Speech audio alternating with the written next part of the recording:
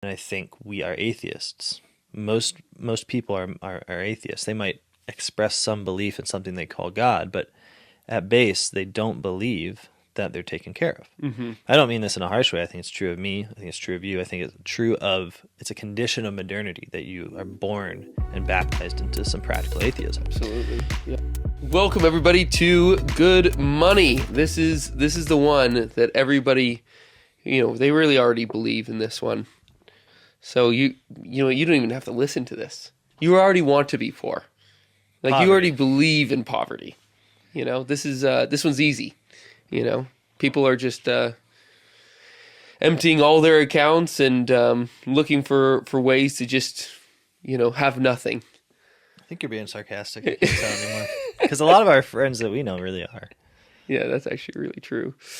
There's about half of you out there that don't need to listen to this because you're already doing it right. You're already dating Lady Poverty. Yeah, she's pretty. Poverty is a crazy one, I think, because it's. We have to be like one of the few traditions in history that's really like championing. Mushrooming. Yeah, mushrooming. I just can't even say words.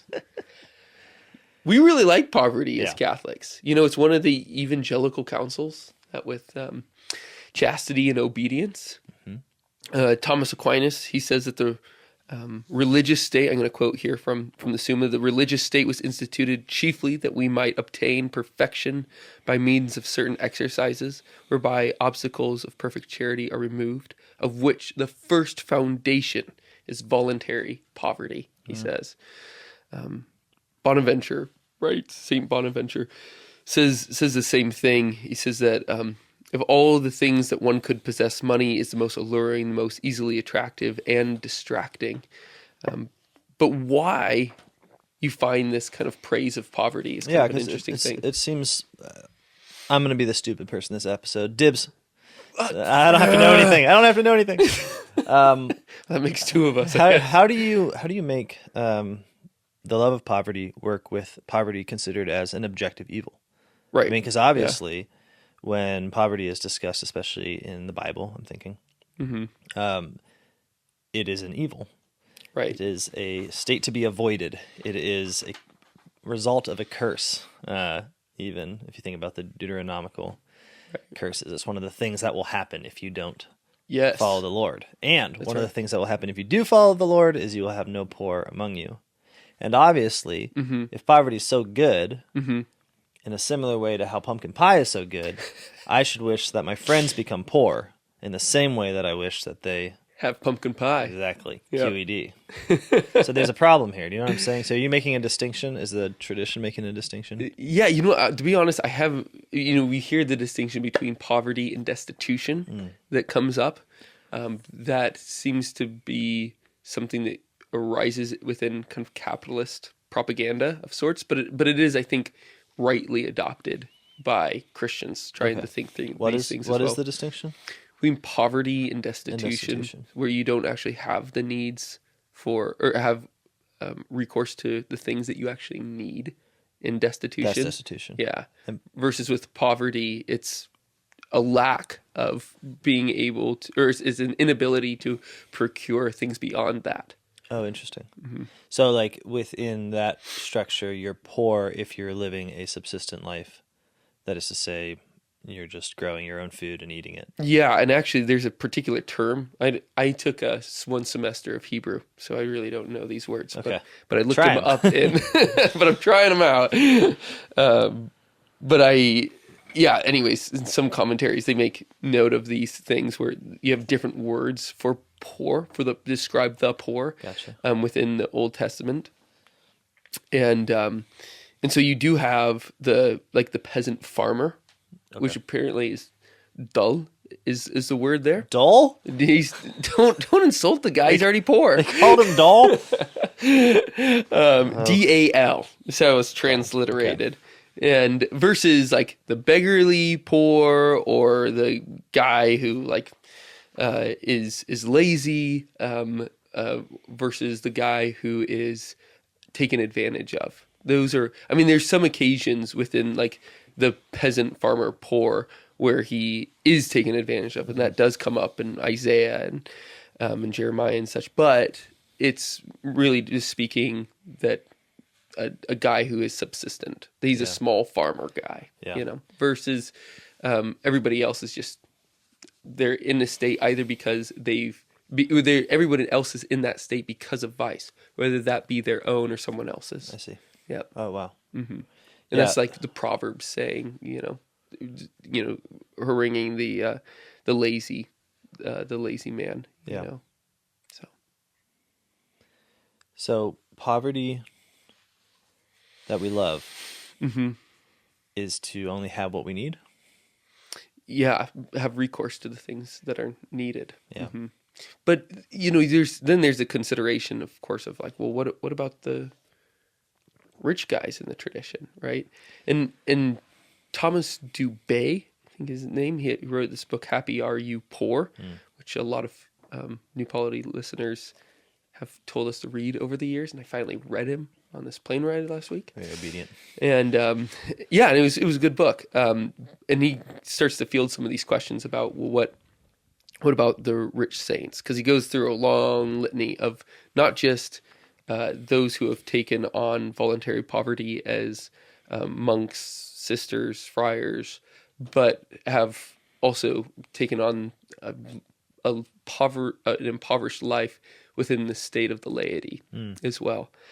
And which is a consideration we should make. But then he asks, well, what about the rich? And he gives the example of St. Thomas More, who, though was rich, seldom enjoyed the pleasures of his richness, shared them widely in almsgiving, and seldom invited over the wealthy to his house for dinners. Instead, he would invite those who were poorer than him or just the poor for these dinners. He seldom ever wore his golden chain. He never drank wine, drank little beer. That was pretty disappointing for me. But yeah, I mean, I think those are some of the things that he was at least praising, and seeing that just, when we turn to a saint in the tradition, I mean, think about the saints that you have a devotion to. Like, how many of them were like known as just giving away everything? Yeah. I mean, it's a substantial percentage of these guys that we love, right? And so Father Dubé's trying to like think through, well, what is it in our tradition that we've actually that is actually, like, that's not just a strange phenomenon, but it's actually part of the gospel. Yeah, I mean, think about, Jesus says, "Woe to you who are rich," which is pretty all-encompassing if you're just getting woe as a category of person. So we have to think one of two things. Either we think Jesus is wrong, and in fact there's a way to just be rich in this category and still end up as a saint without any woe, or Christianity undoes the category of rich. It no longer means what it meant. Because it seems to me the way you describe those saints, what richness looks like is actually now richness from the perspective of the one who receives and not from the perspective of the one who has. What I mean is the rich man in Christianity becomes a conduit. So what is rich about him is the way, like, soil is rich, right, in that it can give. And so you don't mistake the having of wealth, which is one objective scenario, which brings woe, and then the giving of wealth, the ability to properly diffuse it throughout society, whether you have it from an inheritance or an office or a business or whatever it is. It seems like you can never be rich and a saint if by rich you simply mean having that money. That just seems to be basic. Yeah. No, I at least can't think of anyone. What's that, sorry? I can't think of anyone that's achieved saintliness with just a large savings account or something like that. No, I don't. Yeah, I think that's right. I've heard a number of people kind of in rebuttal to things that we've said, or the tradition's teaching on poverty, say, well, it's like poor in spirit. It means that you're not really attached to the things. And I say, yes, absolutely, that's correct. And if you really aren't attached to these things, then you'll just give it away. Totally, yeah. No, I mean, it's this funny thing when you try to spiritualize something to a Catholic. It's always odd. It's like, dude, who do you think you're talking to? You're gonna talk to a Catholic and say, okay, you think that it means this material thing, but I say unto you, it's in fact this spiritual thing. It's like, bro, We're not Protestants. Like, if you're telling me it's a spiritual thing, that means it must all the more be a material thing. Yeah. Sorry, I'm speaking vaguely. What I mean is, to say poor in spirit means that the interior source of your action is poor. Yeah. So then your activities, which give, which are, that is to say, Manifest the interior you orientation manifest of your it. soul. Yeah. Your soul at work. Sure as heck should be poor too. That's right. To the point that if you told me you're poor in spirit and then your works were not poor, my presumption would be that you were lying. Or some kind of crazy mime person doing some illusions. That's awesome. No, it's a really good point, because it seems to me like the discourse on poverty is always conditioned by people's desperate desire not to be poor. And so whenever we talk about it, we're ashamed of it. We're ashamed of Our Lady, poverty, and we want to call her like, kind of keep her far away so no one really sees how she looks. Like, yes, poor in spirit, poor of heart. I'm detached from all these things that I nevertheless have. I could give them up any day. Mm-hmm.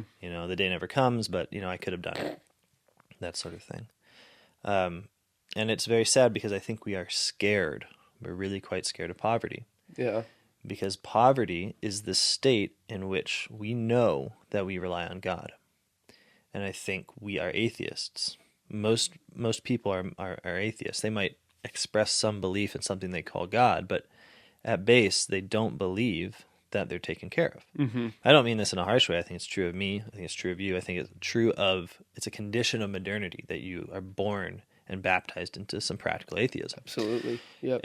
But part of what that means is the things that become taboo in our culture are all those things in which the truth of God and the definite, his presence in our lives, those become the scary places, right? Total trust in the other, total reliance on nature, a life without technology, a life apart from a car, a life, you know what I mean? Like, these things that become taboo have this relation to our spiritual side, because they're those places and those ways of living where we have to admit that if God doesn't provide, we're toast.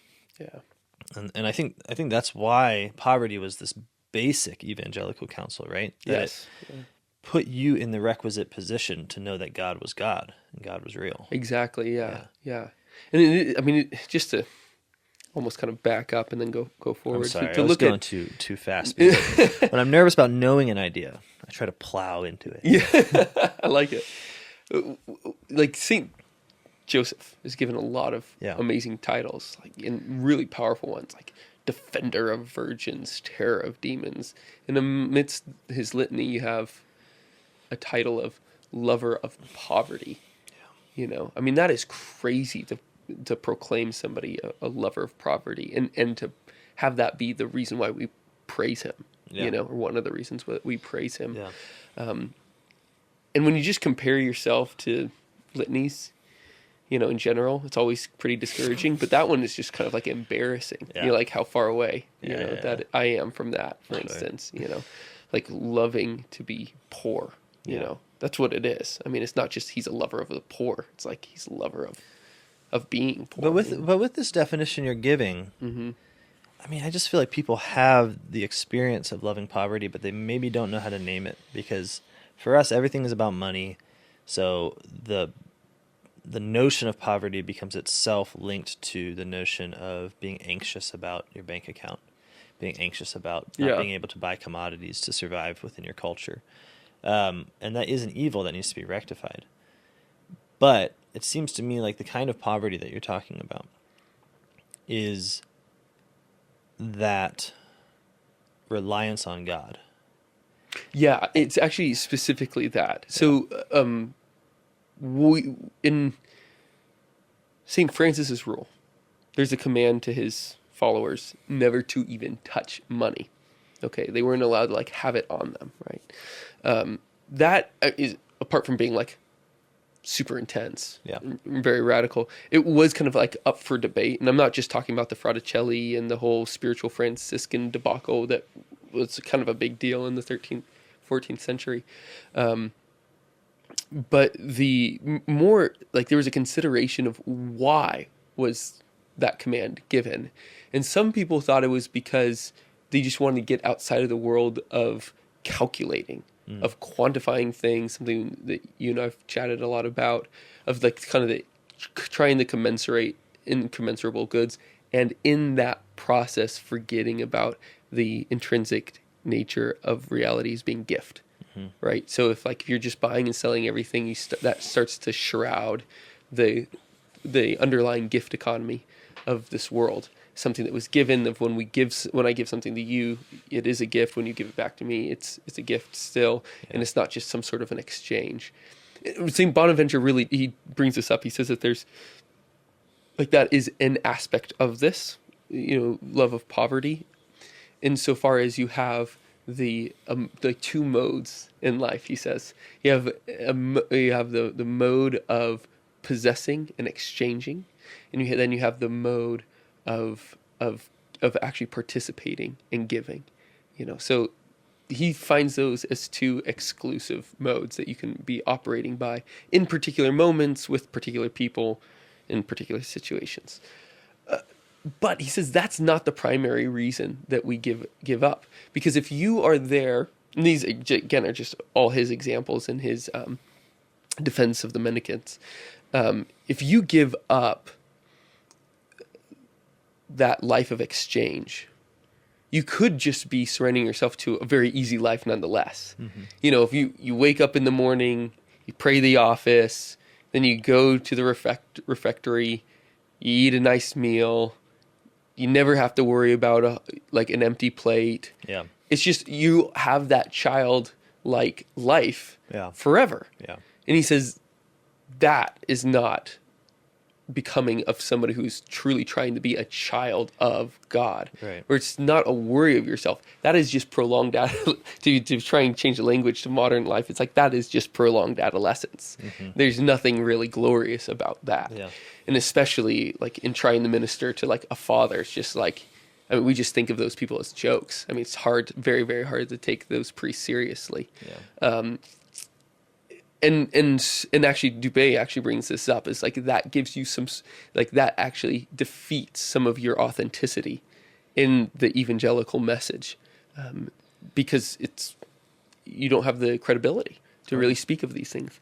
And Bonaventure, so to return to Bonaventure there, he says that it is actually this form of dependence, your soul actually being reformed and recognizing its total dependence daily at every meal, that we are receiving a gratuitous gift from a good father at every moment. Yeah. And the actual experiencing of it is necessary. It's not simply I'm going to just look at all things as coming from an abundant father. It's that you need to actually receive them from fathers. I don't just mean your father. I mean anyone who has the power, anyone who has the wealth, anyone who has more than you and can give to you. Right. Which is why, for a lot of these orders, they would have designated beggars. Right. And they still do. Unfortunately, they mechanize it as everything else is mechanized, where instead of it being someone that really takes that disposition of need into the street and asks people to be father, to be God unto this order. It's fundraising letters sent at around Christmas time and that sort of thing. But endowments coming out. Yeah. Oh, actually, Father Trust Fund kid. Nice to meet you. Yeah. Yes. Well, no, you joke, but there's something in that, right? Because we will see as Father the one who provides, and so when we move our giving and our receiving into mechanical methods, so when we invest all of our priests' retirement funds in the market. Then the market appears as the father, right? Or rather, it provides a pretty opaque window into that masks the abundant Father, God our Father, because that's who human beings are. We're disposed to love from whom we receive. That's the structure God entered into. That's why God revealed himself as Father, so that we could trust him to know that he would give good gifts. And so when we take away all of the obvious signs of that, really not saving up money, really having to go ask people, can I please have this? And hearing the yes, and that exchange being real, as opposed to just, okay, let's hire out our company here that does mailing campaigns, and then they'll do mailers for us, and then we'll sort of get the results, and we can write the form letter that looks like it was signed with blessings this Christmas season, and we're gonna enclose a dime for some reason. Have you ever seen these? Maybe this isn't happening anymore. No, I haven't seen the dime. I always remember every time we would get like the asking letters at the end of the year, there was somebody that would always enclose a nickel or a dime or something, and it would like symbolize something about the gift they wanted from you. I forget. Anyways. Wow, interesting. The point is that often what we advocate for at New Polity is just the replacement of system approaches to personal approaches. And one of the reasons is because we need to know who God is. And God is not a system, God is a person. And so when it comes to being poor, one of the problems people have is the idea of being poor within a system. So what they mean is there is a market system, there is a welfare system, and I exist as a subject within it. I should get certain things, I should get a job, I should get an income, and I don't, and I'm poor, and I'm frustrated. That is not revealing, that kind of poverty, involuntary poverty, isn't revealing of who God is, right? Because if that's how you look at it, the image of God becomes deistic almost, like right. He's sort of a impersonal system that's supposed to provide benefits that sometimes you appeal to and sometimes doesn't show up. Voluntary poverty is the kind that reveals God as person, as wanting to give, but you can't get there without actually the mediation of God's image by other people. I'm just asking for people to beg, really, I suppose. I think, I've just always felt that we're very scandalized by beggars. So when we see them, we're scared of them. I mean, there's a lot of other reasons too, drugs being a big one. But one of the things is that I think we're a little bit scared of really seeing the face of God. Part of that being seeing how much we all actually rely on gift in order to live. The beggar is the primary example of the fact that the one who's supposed to give is just like him. We rely on gift. We are always begging. We only get because, people give to us. So I think we kind of, I just think it's a scary thing to contemplate. What the religious orders used to do is be an easy example when they were prolific throughout the world, and a easy example to point to and say, yes, you can rely on God. And not just God in this like individual sense, like he's going to miraculously give you money. Yeah. But God in the sense of you can build a social order oriented towards God for the fulfillment of real human needs and receive them genuinely through the charity that comes from God as it's enacted in different people. And when we don't have that, when we don't have that clear example of poverty working, as it were, like this is poverty that makes people happy. This is poverty that fits with a kind of life. Yeah. When we don't have it, then the love of it seems absurd. It's like, well, how can I love being destitute and like washed out or something like that? Yeah. It becomes the only reference point we have. And that's sad. Yeah, and unless like we think that this is just kind of a thing for the religious, we have to realize that they actually are kind of like a lodestar in this process. They're kind of the North Star leading us along the way. And Lumen Gentium actually speaks about this explicitly when they're talking about the evangelical councils and of poverty, that is to demarcate like our path as the laity, and in the same move, the Catechism 2545 says that all Christ's faithful are to direct their affections rightly, lest they be hindered in their pursuit of perfect charity by the use of worldly things and by an adherence to riches, which is contrary to the spirit of evangelical poverty. Yeah. So like this is kind of like a direction that we all ought to tend, and that's I guess a little bit terrifying. Well, I mean, but it's also very simple. It's like everything you have should be for the sake of others. Yeah. If you are at all rich, it should be as a conduit Yep. of those riches for the sake of others. Keep nothing. Yeah. It's actually very simple. It's difficult and confusing what to do with money that you keep. You have to be like, should I invest it? Should I do this? Should I do that? But if you have as your main idea, keep nothing. Yep. Then it's pretty easy, actually. Yeah, and especially since it's we have to keep in mind like what is needed, so that we have clear in our mind what is excess. Yeah, It's just like, all right, we got excess. Perfect. What's that for? Yeah. The tradition is pretty clear on that. It's for everyone else. Yeah. You know. Totally. You know, it reminded me of and this should be a nice quip, but it's not. It's just something I realized that I've heard from both socialists and capitalists a very similar thing, which kind of shows how the church's call is different. Which is that I've heard socialists tell me in discussions about giving away money to the poor. I've had them tell me, don't do it. And the reason you shouldn't do it is because you should be teaching the poor that they should be agitating for better conditions, that their poverty is a structural poverty that comes from the injustice of the system of capitalism. And by alleviating that poverty, you just keep capitalism going one more day. It's just another kind of, Band-Aid, as it were. So don't give them money. Give them the manifesto. You know? Okay. Poverty is the incentive structure. Yeah, exactly. And I'm not kidding. I've heard this many times. You see it a lot. Like on the other side with capitalist, this we're more familiar with, but it's the same thing. He says, no, don't give that person money. They're bums or they just need to actually, pull themselves up by their bootstraps, get a job. Everyone can do it if they really, put their mind to it. Don't give a man a fish. Exactly. Yeah. All those things. So whether I come as a socialist or as a capitalist, either way, I get to keep my money. Which is And that's how you know that they're both pagan. Yeah, totally. Because in both systems, I think the socialist has at least a more moral end goal, I think, which is that sees the injustice, wants to rectify it, which is why we often call socialism a Christian heresy as opposed to capitalism, which is more purely a pagan, well, I was going to say pagan heresy, it's just paganism. Yeah, that's right.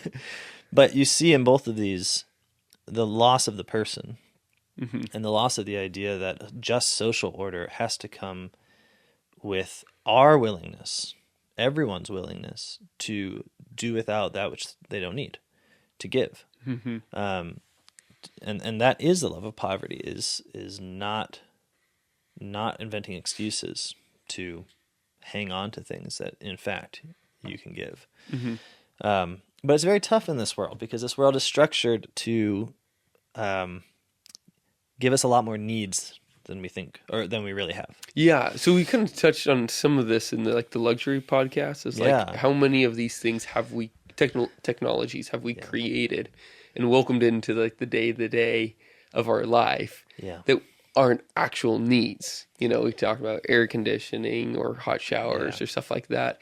It's just like we say, can you imagine our grandfathers doing without this, when really we should be impressed that they actually knew their needs better than us, in many cases.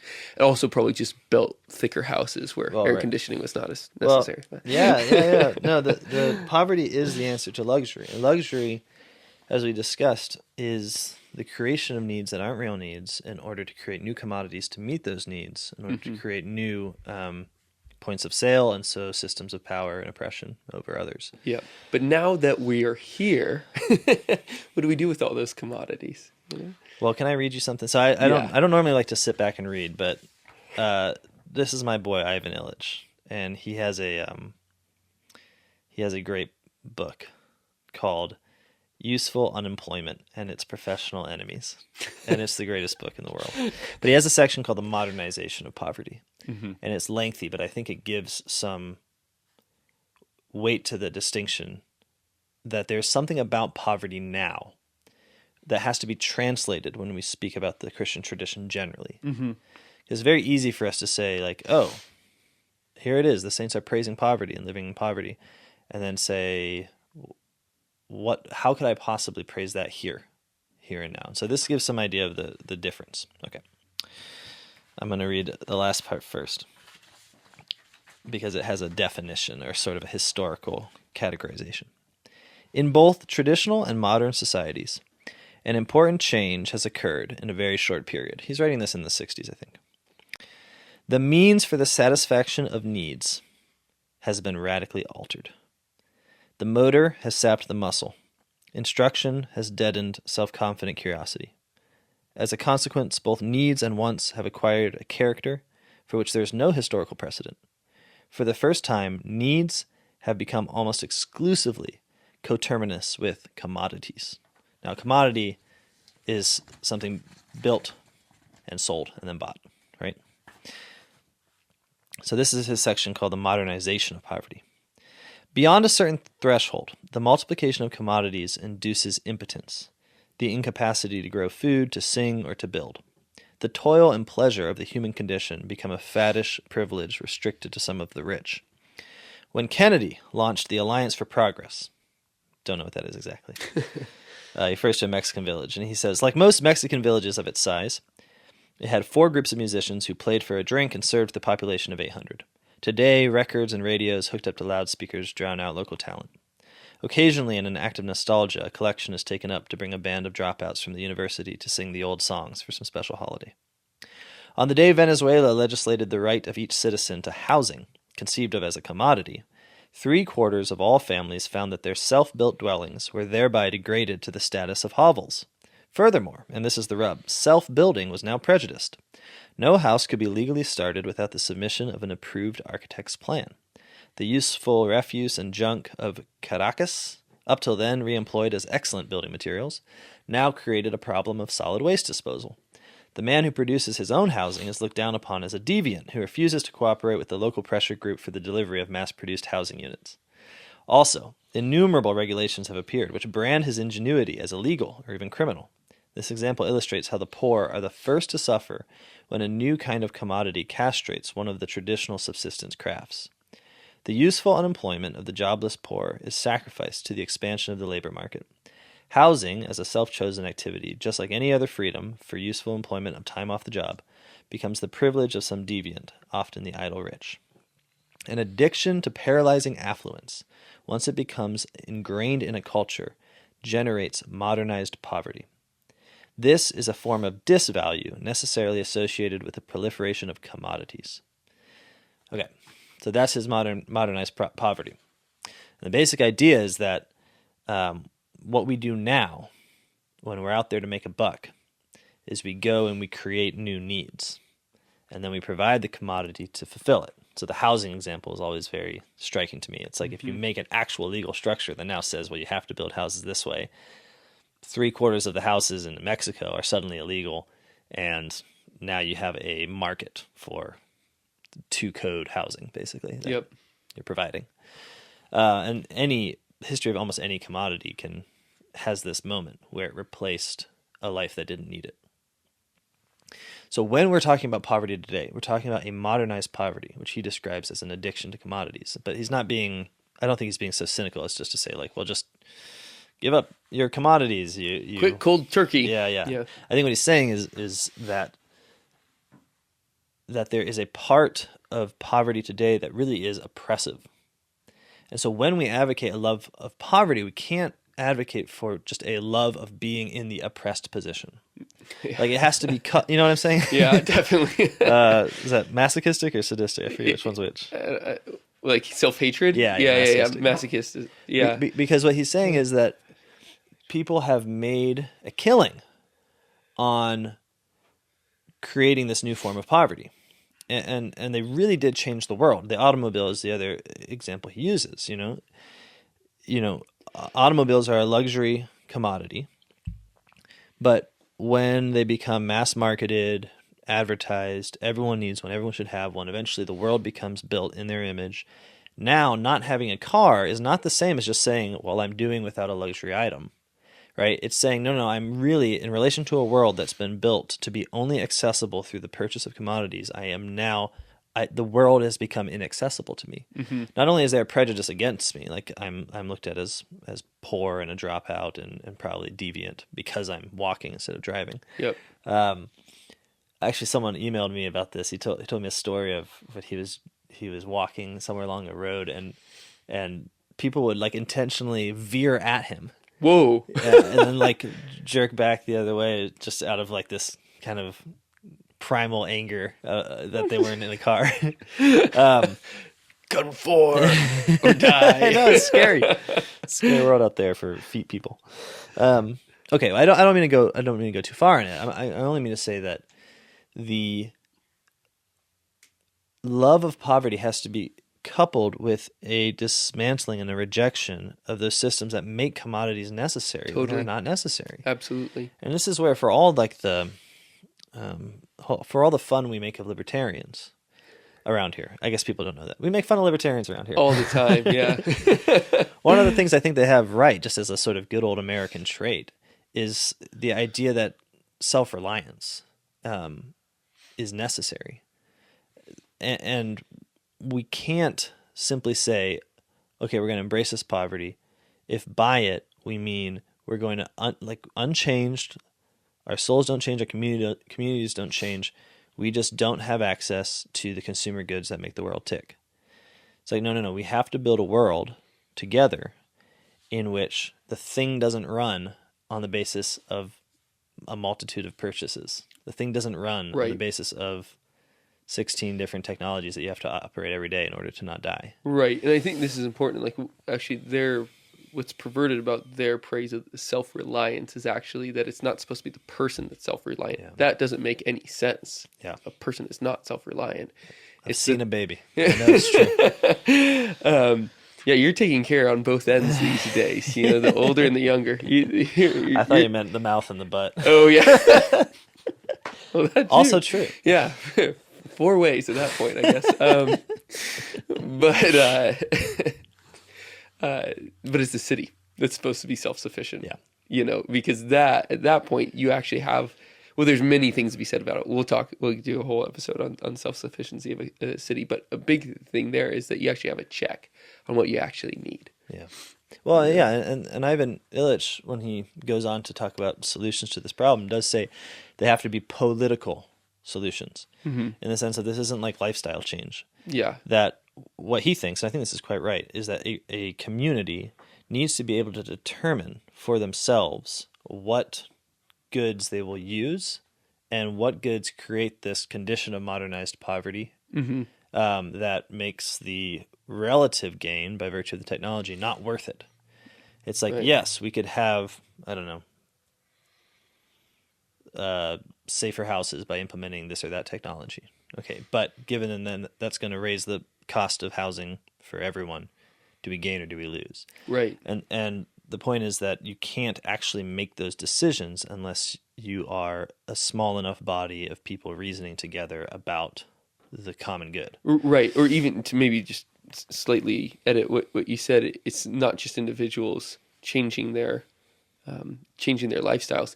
It's actually not that alone. Yeah. You know, it's not a policy proposal. That's not what he's saying. No. Political in the full sense of, but from each person changing their lifestyle so that the pattern and order of the city really starts to change. But not even necessarily. I mean, I think in order to love poverty today, some radical things have to happen. And I think sometimes that's going to be decisions made by people reasoning together, even when the habits, as it were, have yet to catch up, right? So what I mean is, like, if you're in a town which is, say, very addicted to the automobile, and you're trying to create a space where people can actually rely on their own feet and therefore not have this $3,000, $4,000 barrier to the entry of the world. Right. Then, in a way, because of the oppressive nature of modernized poverty, you're not going to be able to say, well, let's just all start walking a little bit together and maybe we'll walk a little every day. Because the point is, until someone says this road is done, it's no longer for cars, it's for people, and we're going to shut it down. Until that happens, the very means by which you would develop the habits of non-commodity dependence aren't available to you. Yep. I mean, that's the condition that we're in. I mean, like, there's things that we should be able to take care of ourselves that are illegal to do. Yeah, that's right. I found out in Ohio that you can't collect and purify rainwater, let me get this right, for more than 15 people to drink, however that works, without approved plans by some state authority, I forget. But the point being, like, Water and soil? no, it's not. That's county. Oh, that's county, right? The point is not to say, like, oh, like committees are bad or something like that. I mean, they absolutely have their place. The point is to say that the normal means of living close to God, which means dependent on God, relying on Him, seeing how, if it doesn't rain, I don't have drink. If the sun doesn't shine, I don't have food. If you don't give, I don't receive. Seeing that relation is increasingly illegal. Yeah, right. And it seems like one of the things that should happen is that it should not be illegal. We should legalize God. That's what I'm saying. Well, that is this big Old Testament thing, is that, like, the economically and politically oppressed. So, like, those are the people who are using their technology to push out God as much as they can, and rendering people poor as a result. Yeah, totally. Yeah. Yeah, when thinking about, like, the prophet Isaiah, when he's talking about the various ways that the poor are oppressed, often he's just talking about the housing market, where people are buying up all of the property in the land, and basically creating a situation of scarcity for other people. And I don't think it's really changed much from Isaiah's time to ours, in the sense that basically what we do is we buy up human capacities and then try to sell them as commodities. It's just that it has become the very form of modern existence. Like, we do not know how to grow food. We go to the grocery. So the purchase of commodities has quite literally become the way we live. Right. And it just seems so normal to us, but this is extremely abnormal given the entire course of human history. Yeah. Which is not to say that you never traded. It's not to say that you never bought, but it was usually within a community of people that you knew. It wasn't like this mass provisioning of people the way we do it now. I wonder if that's part of the reason why the rich today say that they're poor. How's that? So, I mean, thinking about this in a couple ways. I'm just thinking out loud, but a couple thoughts. Podcast. Yeah, that's what we do. The first is that, like, that sense of poverty comes from a felt sense of dependence on another.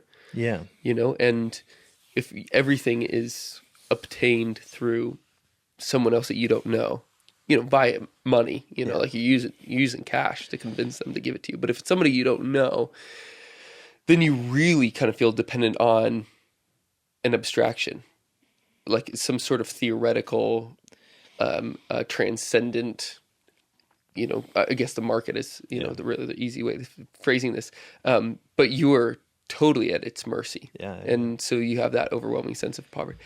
And then kind of coupled with that, if you don't think that what you have if you don't really know what you need, if you never know when enough is enough, you really not map that out, then you're going to feel like every single dollar is always being used up for something or for some impending scarcity. We don't know how to name our superfluity. Yeah. So we read the church fathers, and they say, if you have a drop, a speckle of superfluity. I don't know how to say that word. Excess. Yeah. We're going Latin? No. X is... Super is Latin. Super, they're both. Okay. Yeah. Rats. If you know what that is, it's a sign of living in a pretty healthy culture, because it means, well, I know what I'm for. Yeah. I know who belongs to me. I know who I owe my time and my power. And I know that I'm giving to them, because when I do, I have this much left over, which means I can name this as excess and then go do what's to be done with excess for the salvation of my soul. Right. Boom. Easy peasy. Takes like 10 minutes on a Wednesday. Bada bing, bada boom. But then you're in a capitalist society, or let's just say a greedy society, where you've got a sense that any dollar could be invested in the market to make more dollars, and that it represents a sort of potential power that could be spent on anything, that whether you're saving up against incoming disaster, or you're just thinking of money as power. As the more I have, then the more capable I am. And isn't it good and right for me to be more capable, seeing that I have all of these children and, I don't know, whatever you have, pets. So yeah, you're right. It just becomes like an inability to name excess as excess. Mm-hmm. And I think it was I think I showed you the Pascal's Oh, I read that with much enjoyment. Yeah. yeah. His letter against the Jesuits. Yeah. Well, against something the Jesuits said. Yeah. Well, the whole thing was like a long tirade and multiple letters written against the Jesuits. I And will one say, of them said, despite given the historical nature of Pascal versus the Jesuits, like I should be on the Jesuit side. yeah. They were the Catholics. He was Catholic, I think, but he was definitely flirting with heretical ideas, or at least that's how it's been presented to me. I don't know. This But- is the extent of what I've read by Pascal. So But man, the Jesuits don't come off good. it's pretty embarrassing. Yeah. So this is, I mean, their argument. So he says, and he cites them at length, and he's writing to other Jesuits to prove that their father was wrong. Yeah. Was that so long as you are using your superfluity for the development of your family, trying to increase your state, then it's not actually superfluity. Yeah, if you're bettering yourself. Yeah, those are necessities. Yeah. And therefore, the whole Catholic command to give out of your excess, to give all of your excess away, is still implied. It's just that there is none.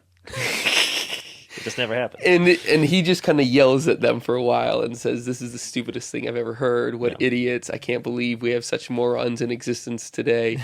Haven't you ever read your father, St. Augustine?" Yeah. Yeah. And so then he cites Augustine saying that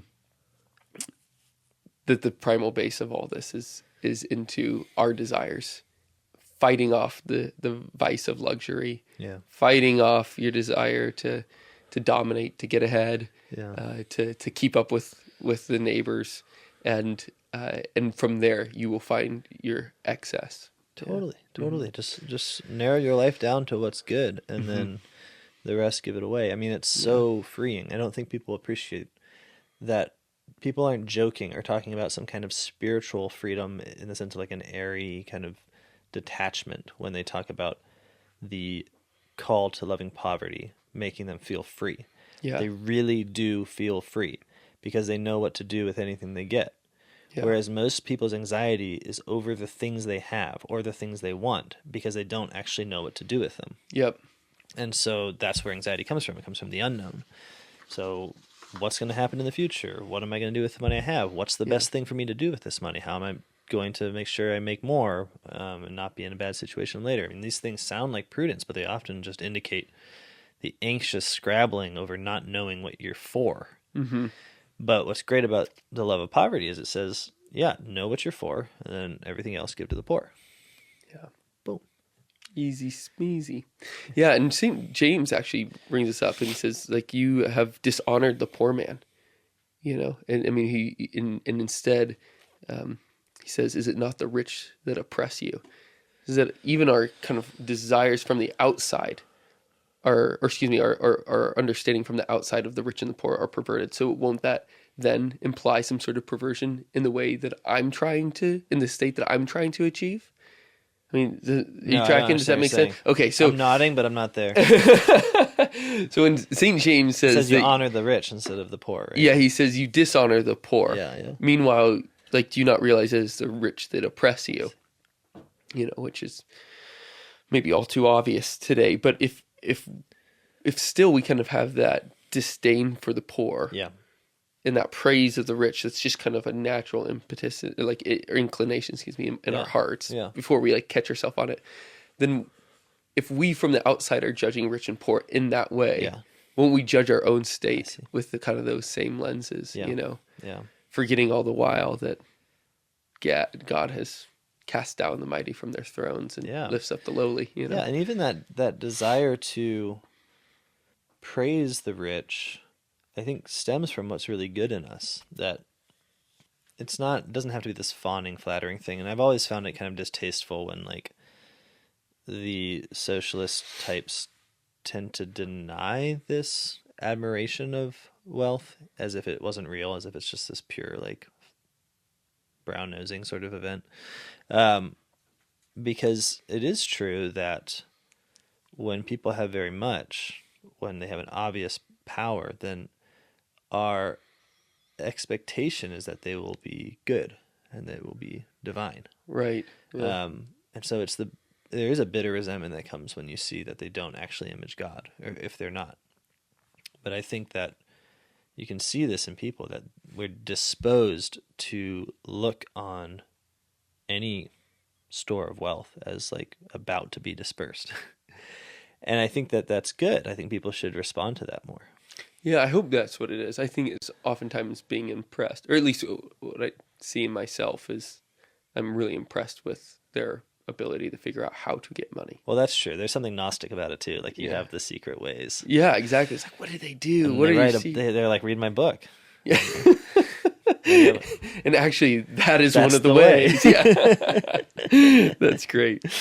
Yeah, I think, these are kind of simple things, but it is, I think, within our first stance of considering anything with money within the tradition, we really got to just take on head on this praise of poverty. But haven't you just loved poverty, like simply? I don't mean, because sometimes you can talk about this as if it's sort of like something that you have to develop the sanctity of St. Francis before you'll even get an inkling of what it is, because it sounds so paradoxical. But haven't you just done something with you and your body and the breakfast that you ate that morning and produce something and you feel proud of yourself, like building something with very few like inputs, or running a race and winning, which doesn't require what I mean is we all know that it feels good to do something purely with the gifts that God has given us in an immediate and unmediated fashion. That means the same thing. Yeah. An unmediated fashion, right? We know that's great. We love it.